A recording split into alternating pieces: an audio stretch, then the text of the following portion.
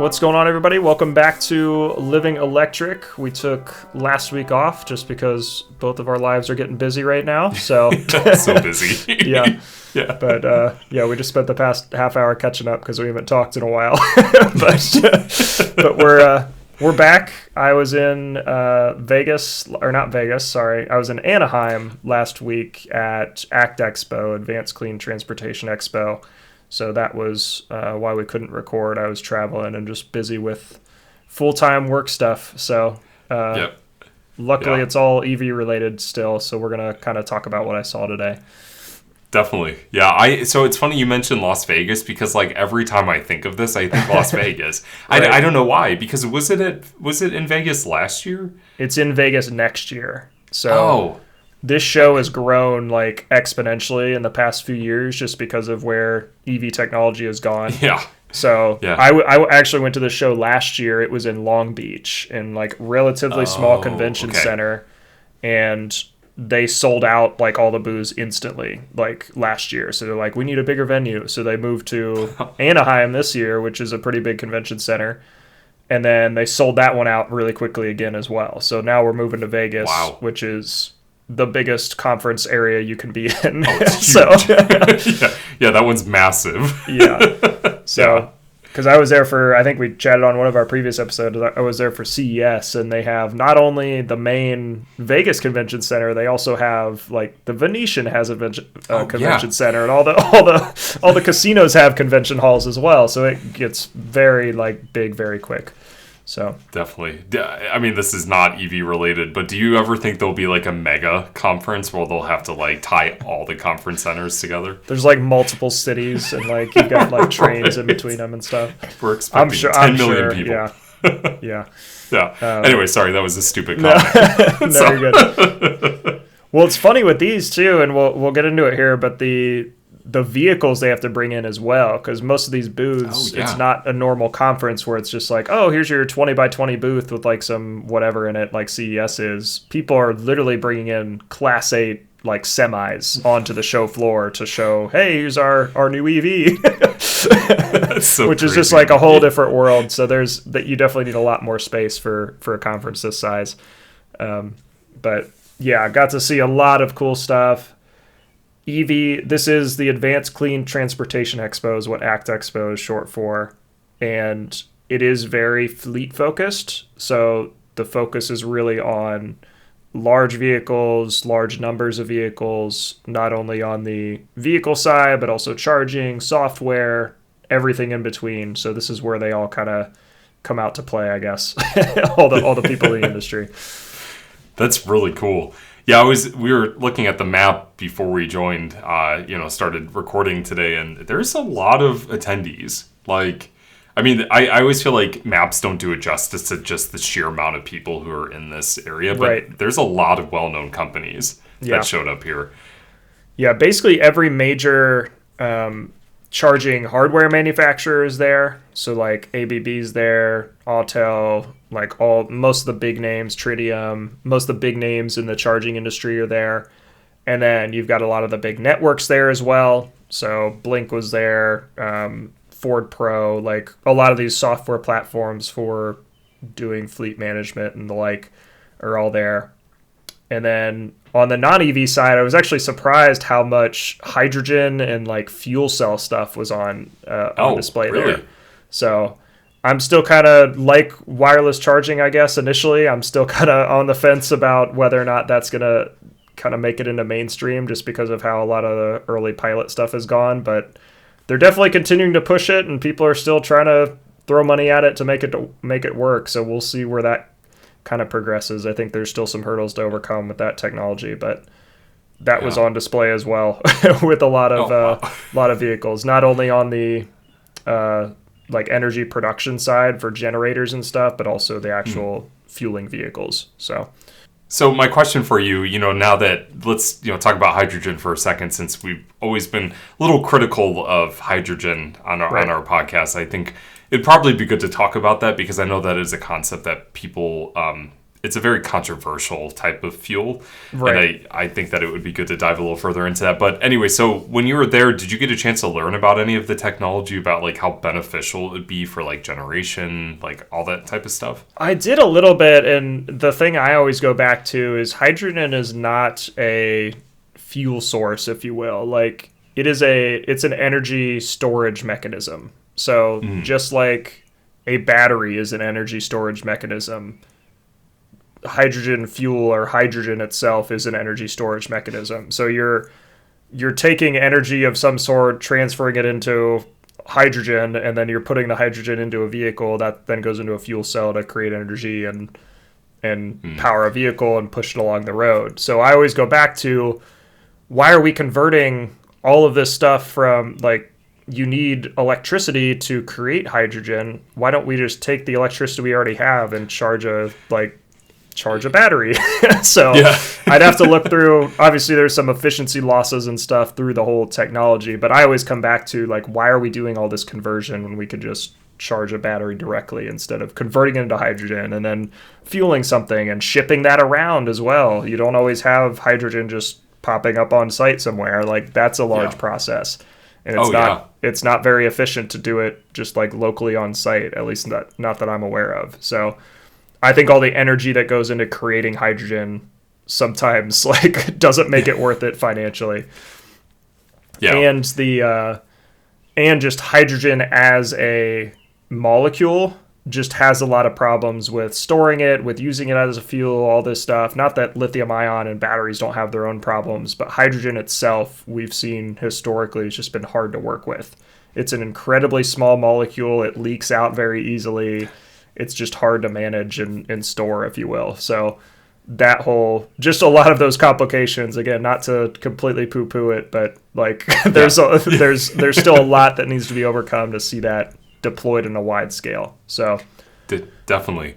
Now now obviously this is not, living hydrogen, but I do have a follow-up question.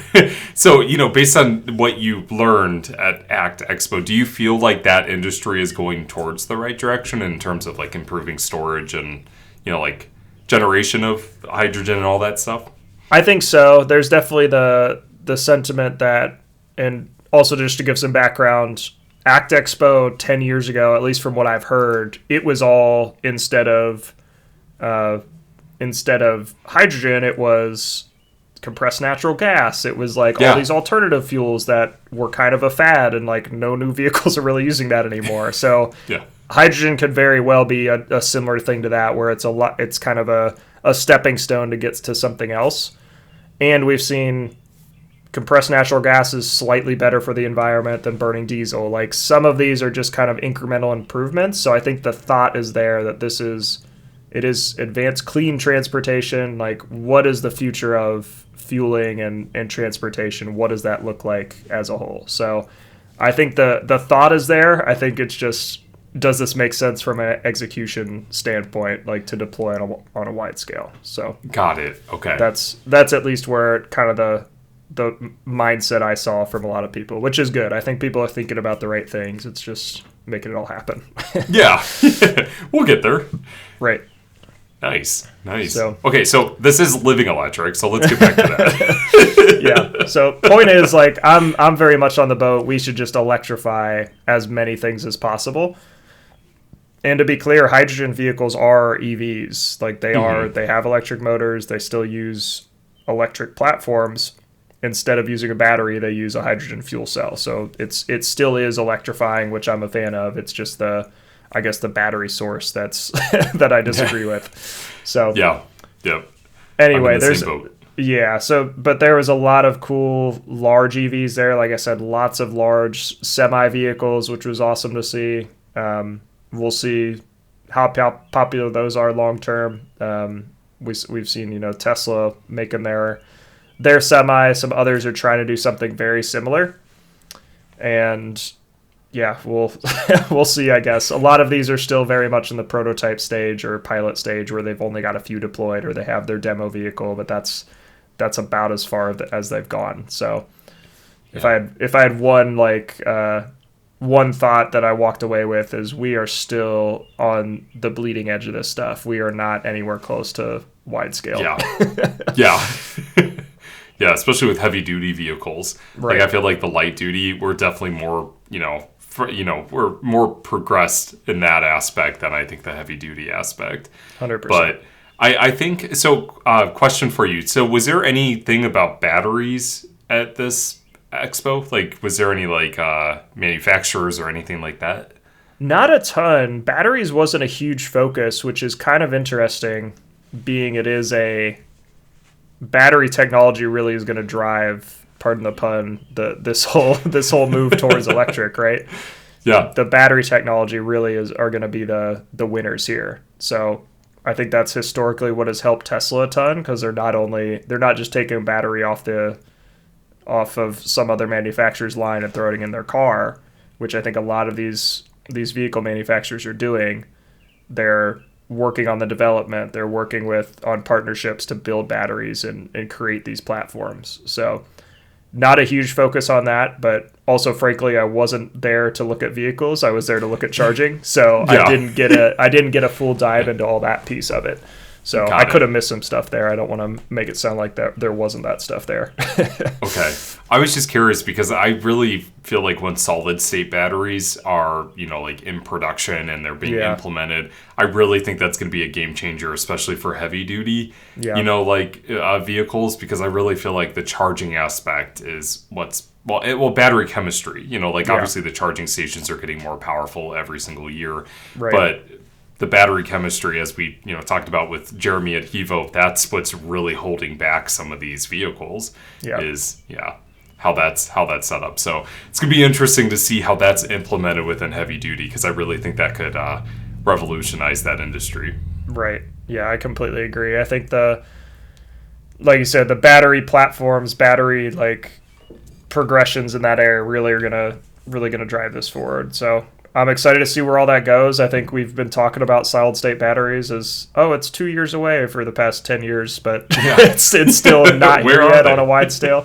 Yeah. So we'll see when all that stuff kind of comes out. But that's why these conferences are fun, because you see all what people are trying to build, not necessarily what's out there yet, which is good and bad. So, oh, definitely. Yeah, I mean, it gives you hope for the future, right. See what makes it into production. Right.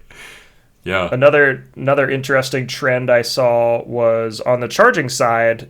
There are a lot of companies out there that are starting to build large charging sites, either for passenger vehicles or fleet charging vehicles. So companies are very much in the land grab or land acquisition phase of this, but they are starting kind of with the real estate phase. They're like, all right, we've got to get the sought after real estate that's in high populated areas or along major routes that these people are shipping stuff on gas vehicles right now, and then are going to switch to electric, and they're going to need a place to charge. So one of the big things I see, especially with fleet vehicles, is people get very excited about the vehicles and charging is an afterthought, because they've never had to think about fueling before, right? Yeah. They're like, I'll just stop at the TA station or the Love's or whatever, the travel stop, and I'll fuel up my diesel truck. It'll be fine. Somebody else can take care of that. And now we're at this point where people are not only have to think about their vehicles, but their charging infrastructure, their electrical infrastructure. It's becoming this whole solution. It's not just the vehicle side, right? So that is going to be exciting to see moving forward. Just a couple I talked to and met at the show. Volterra is a big one that's building of these fleet depots, if you will, for their trucks to come and charge, or not their trucks, but fleet trucks to come and charge. Terawatt was there as well, building something very similar. And then I did get to connect with somebody at Rove Charging. I think I sent you that the other day. They are building them for more passenger vehicles. So, I'm not going to call you out on our podcast, but I'm going to. I don't think you sent me that. Okay. So I'll have to text it to you right now, just so we're looking at the same thing here. But it's rovecharging.com. But I met with one of their leadership people at the show. Really nice guy. Kind of gave me a rundown of what they're building, and he had a great line. He's like, "These are the." I have seen this. Yeah, he's like, we are trying to build the charging station that EV drivers have always deserved, basically. I So love that. it's gonna be a site where you can not only go and charge, but you can grab a coffee. There's gonna be a dog park. Like, it's gonna be a place where you feel comfortable hanging out for a bit instead Yeah. of sometimes just a blacktop lot with nowhere Yeah. to go to Right. anywhere, right? The charger So, in the way back corner with yeah. no street lights. Like, in the dark, like, yeah. so. And again, they're in a similar state right now where they're starting to open just their initial locations, but starting with the land acquisition and kind of just initial engineering and design. So they're building very cool stuff as well. But I think that's what I'm personally most excited about, I think, is seeing these giant sites that are all EV. Yeah. Because, like, Yeah. I'm a fan of just large engineering in general, but doing it for something like this, I think, is really cool. So For sure. Yeah, no, that I will say that's one aspect of like the charging industry that excites me the most. Like whenever I see like Tesla have like 50 new, stalls pop up, I'm like, yes, like let's Yeah. get these stalls in the ground. Let's stop the whole 2-3 stalls. Like let's get 10 minimum. Right. Like yeah, let's get these in the ground. So Yeah. it's always exciting. Right. But yeah, I love this idea. Like, we don't have the convenience store aspect. I mean, well, some locations you do, Right. but it'd be so cool to have like what they have in the UK here in the US, like what GridServe has done. Right. That's exciting. Sorry, I'm like geeking out.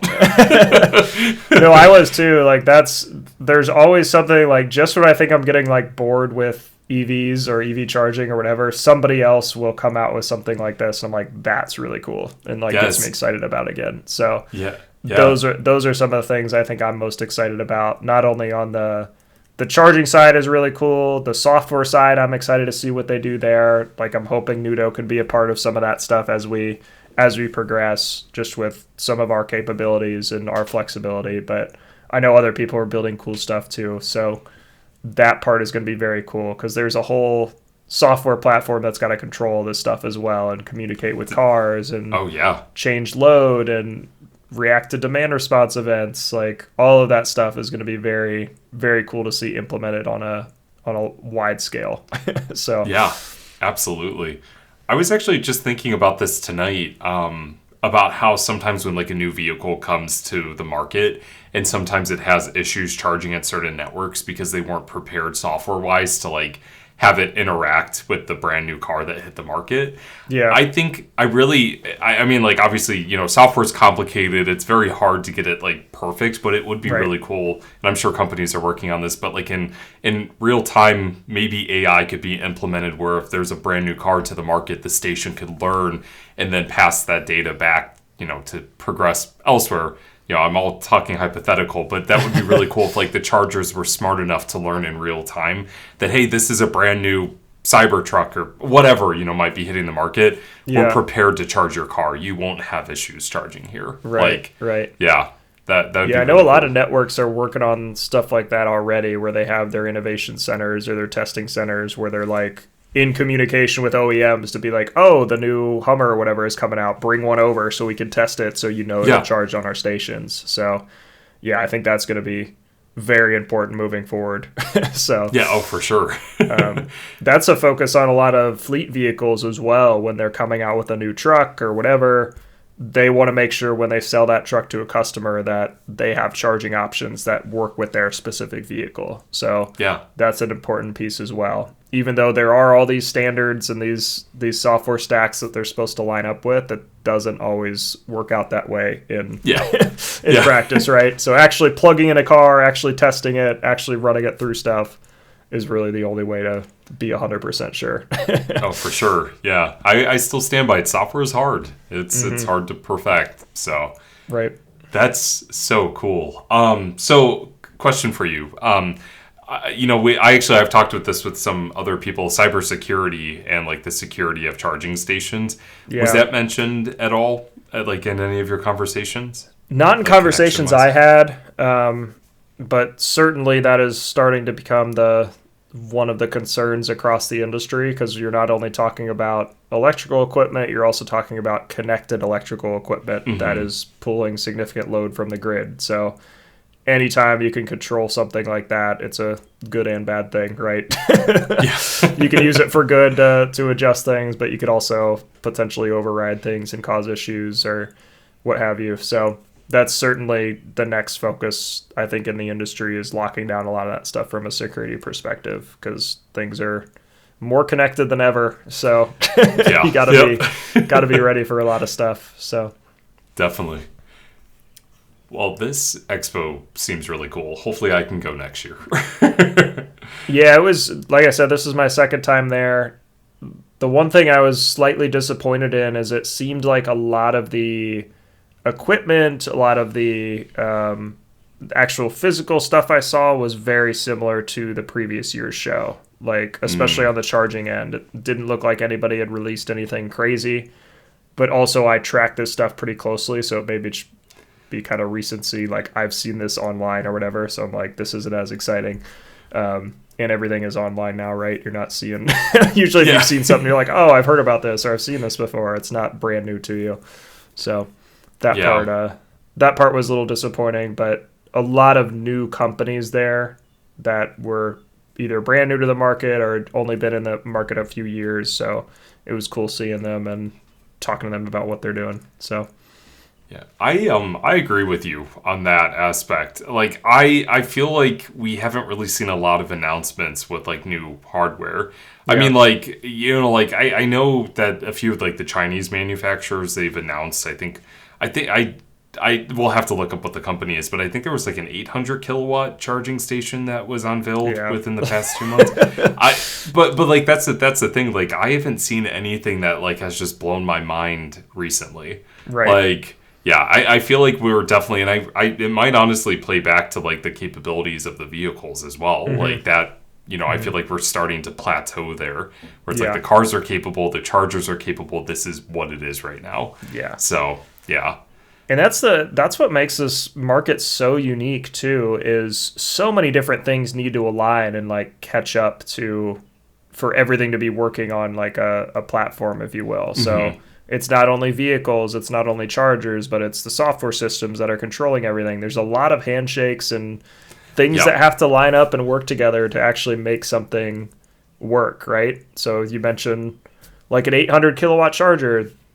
That's great. Is there any vehicles that can use that right now? No. That's great. It can output that much in a test environment, but what good is that doing us right now? Yeah. I love that people are pushing that forward, but it's like, it's not going to like instantly change the EV market, where it's like, oh, now we can charge in 10 seconds because it's an 800 kilowatt charger. Yeah. So that part I think is a little bit frustrating, because there's not really a similar analogy. The only thing I can think of is like on the smartphone market, where it's like 5G came out and it's like, okay, a bunch of phones are now 5G capable, but you've seen the 5G network isn't that great yet. Like, if you have 5G and you're near a tower, it's great and it's super fast, but that's not on a wide scale yet. So most people are still using 4G and it's better still. So yeah, that's why I just use 4G. Right. Still, because it's just reliable. Like, I just want my phone to work. Right. So exactly. So, yeah, call me old school. I'm the same way. So yeah. I'm mad because my new phone, I can't turn off 5G. I don't have a way to like just disable it, because I definitely would. Yeah, I've got Is that just an Android thing? Probably. It's these stupid Androids, man. No. You know I'm not part of that team. Right. Yeah. Well, I know for like iPhones you can do that, but this is not living cellular. So I'm done using our podcast style as Well, was there anything else that you witnessed at the event that you think would be worth mentioning? 'Cause just offhand, let me look through my photos here. Offhand, I don't think so. I did get to see some of the new, like some of the charging hardware I hadn't seen before. Oh, another thing that we chatted with somebody about was vehicle to grid stuff. So Oh, nice. that's definitely similar kind of thing where it's like, oh, we're doing vehicle to grid, and it's like, okay, well, with who? Like, who is doing that? What vehicles do you work with? And it's like, oh, we've got a pilot with like 2 car models or something. Similar kind of thing where it's like, that's great if we can start deploying it, but nothing is really like actually making a huge impact right now. It's still kind of in the pilot development stage. So Yeah. but Well, that stuff is have cool. to.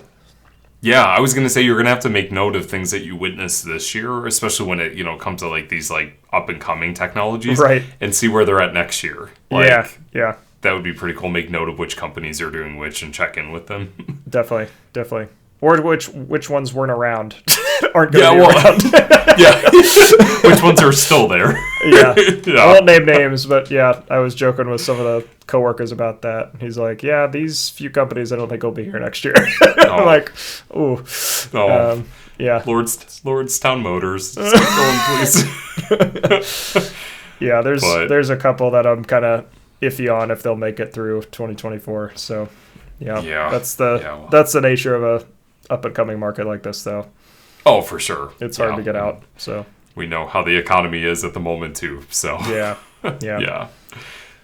Well, I'm glad that you had a chance to go here, and next year, now that it's actually going to be in Vegas, we'll actually be able to say the right city, because I literally, I said Irvine. I said every other city except Anaheim. Like, Tyler's like, oh, where's Alex? I'm like, I think he's in Irvine this week, but I think one of that's in those Texas. cities. Maybe that's Irvine? Yeah. Is there Irvine's an in Irvine, California? Yeah, I was like 20 minutes from Irvine. I was Oh, close. okay. Yeah. Oh, okay. Anaheim's Okay. just south. Yeah, just south of Irvine. So, Okay. yeah. So I was was close. partially right. You're Yeah. in that vicinity. Right. Yeah. Right. Yeah.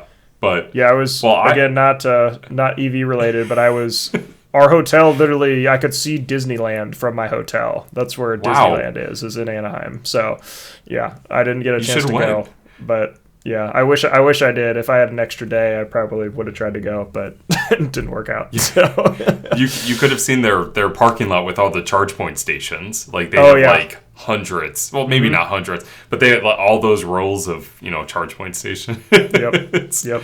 Yeah. That's where Well, they're at. next year you should go. Right. Yeah. Yeah. Well, next year they'll be in Vegas, so I'll have to go to some other. I'll have to go to Circus or New York or something to ride rides. Yeah. So, Well, that Ferris wheel is there by that supercharger, and That's true. at Yeah. the link, and that giant sphere thing that they're building is going to be live. I know. So Yeah. That thing's that wild. looks really cool. So, well, this is all tech, whatever. It's still part of Right. Living Electric. It powers Right. all of it. it runs on electricity. Right. Well, I'm glad you got a chance to go, and I'm glad that you had a good time. Yeah, it was exciting. Like you said, I need to probably do a better job of kind of tracking things and seeing where they're at next year, so I can reflect on it a bit better. But Take your notepad. right. Well, cool. Well, I know a lot of people in the industry listen to our podcast, so if you were at ACT Expo, let us know some of the cool things you got to see. Did you get a chance to meet anybody who listens to our podcast?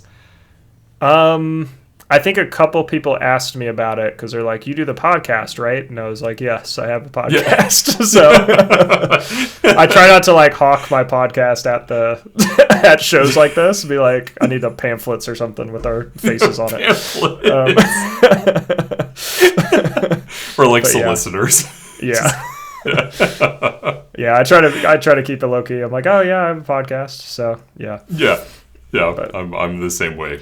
Yeah. Some people brought it up, but I wasn't like that wasn't the sole conversation we had, which is good. So Yeah, no, that is good. That's good. But- Well, if anybody who listens to our podcast that was there, let us know your thoughts, because Yeah. I mean the heavy duty aspect, I really am looking forward to seeing where that goes. Definitely.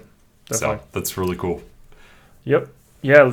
Reach out to us. Let us know what you think, what I missed, because it was a large show. I did not get to see everything. We only had like a day and a half on the show floor, so Jeez. it's a lot to cover. So Oh yeah, and it goes fast. The conferences always go fast. Right. So. yep. So that's all for this week. We'll talk to you next week.